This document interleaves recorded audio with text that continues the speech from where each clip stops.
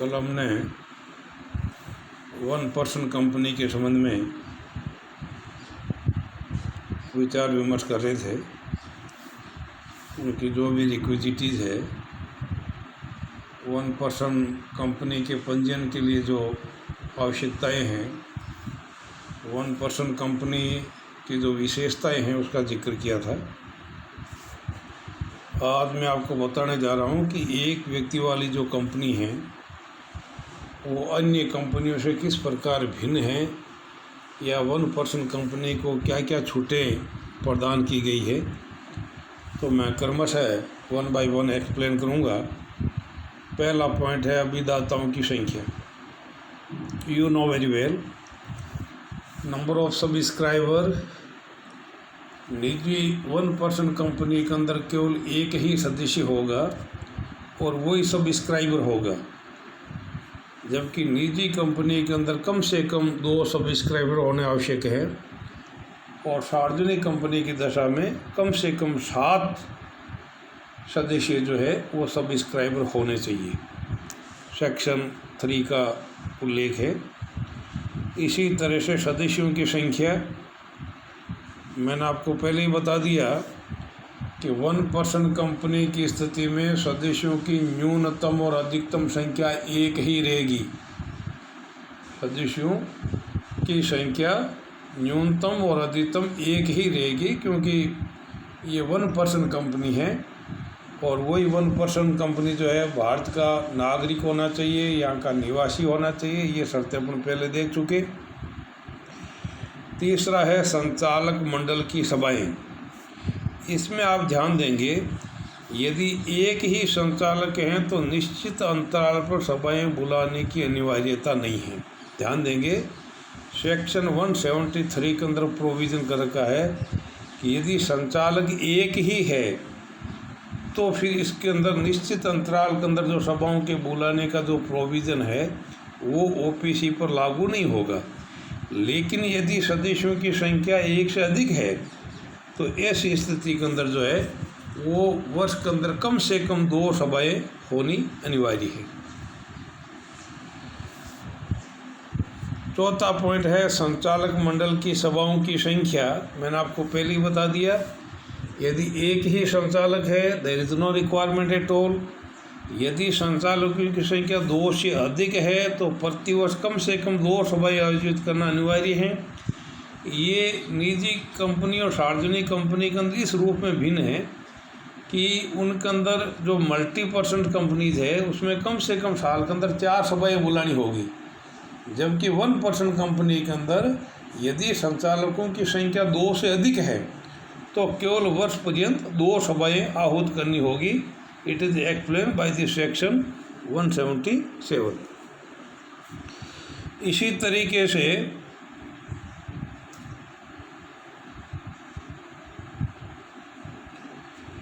पांचवा पॉइंट है संचालक मंडल की सभा में गणपूर्ति। गणपूर्ति का मतलब कोरम, वो न्यूनतम संख्या जिसके बिना कोई भी सभा जो है वो प्रस्ताव पारित नहीं कर सकती। तो या गणपूर्ति वाला कोई प्रश्न ही पैदा नहीं होता है, कोई आवश्यकता नहीं है।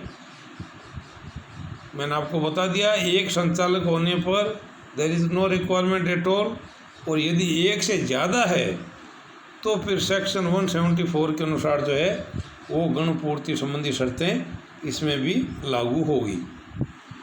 छठा पॉइंट है वार्षिक साधारण सभा, जिसको आप एनुअल जनरल मीटिंग बोलते हैं। वार्षिक साधारण सभा की 1% कंपनी के अंदर कोई आवश्यकता नहीं है, नो नीड एट ऑल।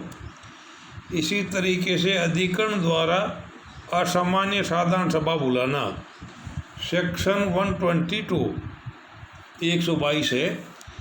यदि मल्टी% कंपनीज के अंदर, जिसको आप एमपीसी बोलते हैं, यदि उसमें आवश्यकता हो तो अधिकरण जो है वो एक्स्ट्रा ऑर्डिनरी जनरल मीटिंग भी बुला सकता है।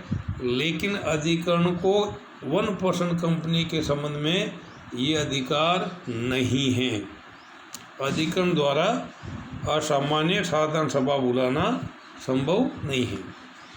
इसी तरह से 8वां पॉइंट है धारा 100 से 111 तक के प्रावधानों का लागू नहीं होना।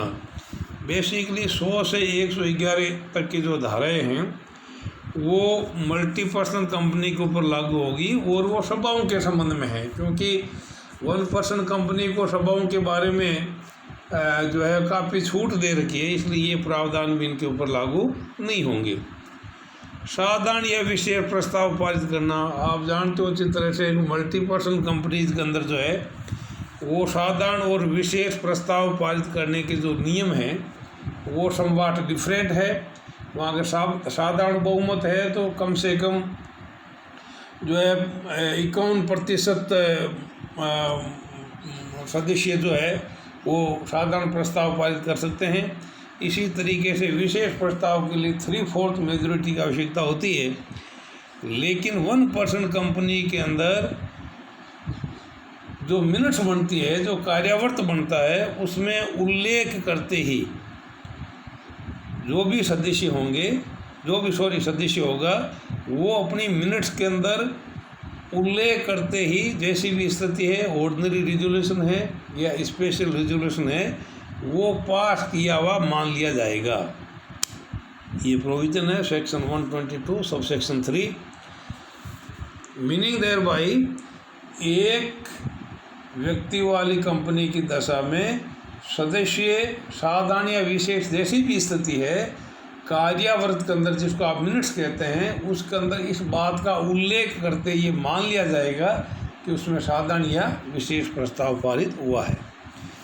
10वां पॉइंट है संचालक मंडल की सभा में संकल्प पारित। ओपीसी में प्रस्ताव पारित मान लिया जाता है जब कार्य वृत्तांत में उसका समावेश करके सदस्य अपना हस्ताक्षर कर देता है। तो ये नियम लगभग उसी रूप में है जिस प्रकार से साधारण और विशेष प्रस्ताव पारित होता है। संचालक मंडल की सभा के अंदर भी यही स्थिति बनेगी कि जो है वो अपने मिनट्स के अंदर इस बात का समावेश कर लेगा और ये मान लिया जाएगा कि भी उन्होंने ये प्रस्ताव पारित कर दिया है। इसी तरीके से 11वां पॉइंट है नकद प्रवाह विवरण cash flow statement. Section 2 sub section 40 के अंदर ये ओपीसी के ऊपर ये नियम लागू नहीं होगा। कैश फ्लो स्टेटमेंट ने तो बनाने की आवश्यकता है, न रजिस्ट्रार को प्रस्तुत करने की आवश्यकता है। इसी तरीके से 12वां पॉइंट है वित्तीय विवरण का अनुमोदन। केवल संचालक द्वारा हस्ताक्षर करने से ही वित्तीय विवरण का अनुमोदन हो जाएगा, उसमें अलग तरह से कोई रिजोल्यूशन पास करने की आवश्यकता नहीं है। It is elaborated by the section 134। 13वां पॉइंट है वित्तीय विवरण की स्वीकृति। मल्टीपर्सनल कंपनी के अंदर वार्षिक साधारण सभा के अंदर वित्तीय विवरण को जो है वो प्रस्तुत भी करना पड़ता है और वहाँ स्वीकृति प्रदान की जाती है, लेकिन ओपीसी के अंदर सेक्शन 137 के तहत इसकी आवश्यकता नहीं है। इसी तरह से 14 पॉइंट है वित्तीय विवरण फाइल करना। अपन जानते हैं मल्टीपर्सनल कंपनीज के अंदर जो है वो साधारण जो सभा होती है वार्षिक साधारण सभा, उसके अगले 30 दिनों के अंदर जो है वो वित्तीय विवरण रजिस्ट्रार के वहाँ फाइल करना होता है। लेकिन निजी कंपनी की दशा के अंदर 1% कंपनी की दशा में ये अगले 100 वित्तीय वर्ष की समाप्ति के अगले 180 दिनों तक जो है ये वित्तीय विवरण रजिस्ट्रार के यहाँ प्रस्तुत किया जा सकता है। और लास्ट पॉइंट है वार्षिक विवरणी, जिसको आप एनुअल रिटर्न कहते हैं। वार्षिक विवरणी पर हस्ताक्षर एमपीसी मल्टीपर्सनल कंपनी में एक संचालक तथा कंपनी सचिव के हस्ताक्षर होने चाहिए, लेकिन ओपीसी की दशा में सचिव या संचालक दोनों की आवश्यकता नहीं है, हस्ताक्षर कर सकते हैं और उनके द्वारा किया गया हस्ताक्षर और वार्षिक विवरणी जो है वो दुरुस्त मानी जाएगी। ये 1% कंपनी को मल्टीपर्सनल कंपनीज की तुलना में विशेषाधिकार है, छूट है। इसमें आपने देखा है कि बहुत सारे एग्जेम्पशन जो है वो इनको प्रदान किए गए ताकि कम से कम औपचारिकताओं की अनुपालना इनको करनी पड़े। जहाँ तक 1% कंपनी के समाप्ति का सवाल है, इसमें केवल 2 ही शर्तें हैं समाप्ति की। यदि उस कंपनी की प्रदत्त पूंजी, जैसा कि मैंने आपको बताया कि 1% कंपनी के लिए 50 लाख रुपए की पेड अप कैपिटल होनी चाहिए, यदि 50 लाख एक्सीड हो जाती है तो ऐसी स्थिति में 1% कंपनी जो है समाप्ति की ओर अग्रसर हो जाएगी। इसी तरीके से पिछले 3 वर्षों के अंदर अगर टर्नओवर 2 करोड़, ये औसत माना जाएगा, प्रीसीडिंग 3 ईयर्स का औसत 2 करोड़ से अधिक रहा है, तब भी 1% कंपनी के रूप में प्राप्त मान्यता समाप्त मानी जाएगी। And it is the duty of the 1% company, ये एक व्यक्ति कंपनी की ये जिम्मेदारी है कि ऐसी घटना घटित होने के अगले 30 दिनों के अंदर इस आशय की सूचना रजिस्ट्रार को प्रस्तुत करनी पड़ेगी। तो क्योंकि ये 1% कंपनी जो है वो कंपनी अधिनियम 2013 के द्वारा समावेशित किया गया है, इसलिए मैंने इसको विस्तार से चर्चा करी है। तो छोटे क्वेश्चन भी आपको इसके संबंध में जानकारी हो जाएगी और बड़े क्वेश्चनों का भी इसमें समावेश किया गया है।